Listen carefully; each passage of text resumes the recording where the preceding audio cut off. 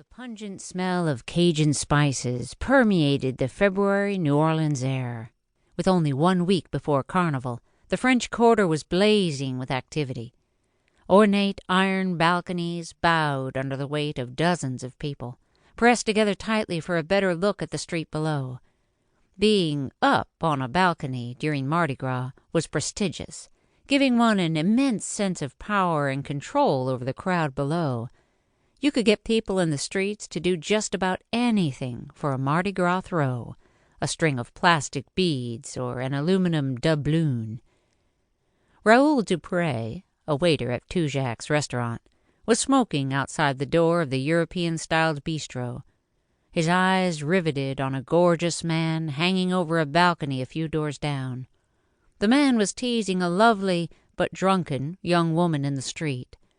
The man fingered a string of cheap gold beads in front of her and repeated, "Show your tits," continuously. The crowd repeated the chant until it became deafening. The young woman kept reaching for the gold beads, just to have them snatched from her grasp each time. She looked around and smiled drunkenly at the large crowds gathered nearby and above on the balconies.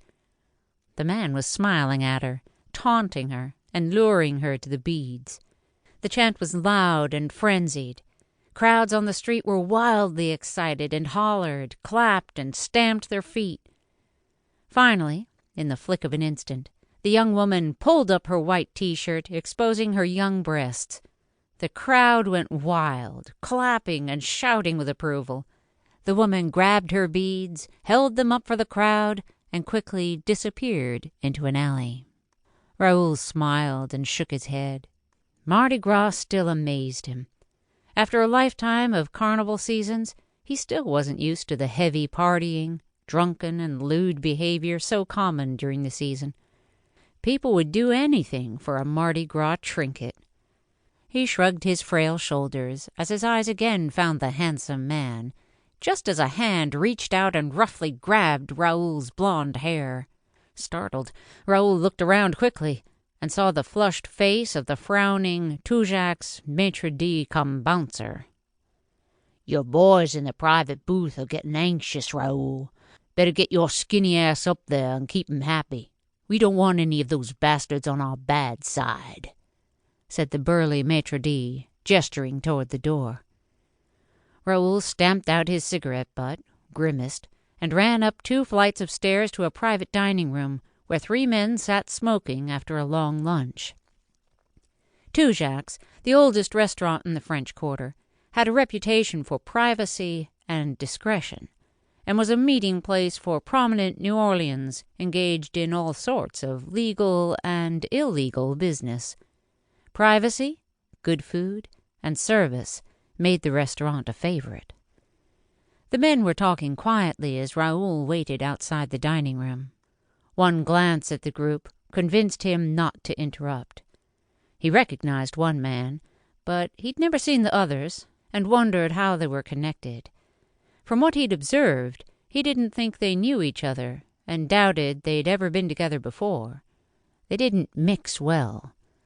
After cocktails and several bottles of wine, their conversation had moved from strained politeness to menacing anger. Each time he'd entered the private dining room, conversation stopped.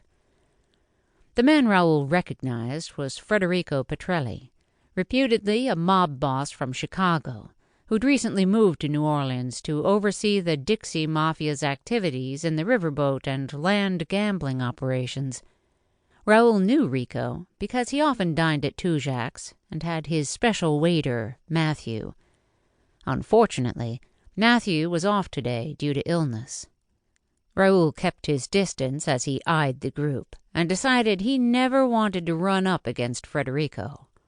He was in his mid-50s, balding, and at least 40 pounds overweight. He had a long, irregular scar on his right forearm and dark, beady eyes. He glared at his companions with distrust and impatience. His thick, pursed lips moved back and forth over a wet cigar in his mouth. Federico was a classic picture of a vicious Chicago mafia.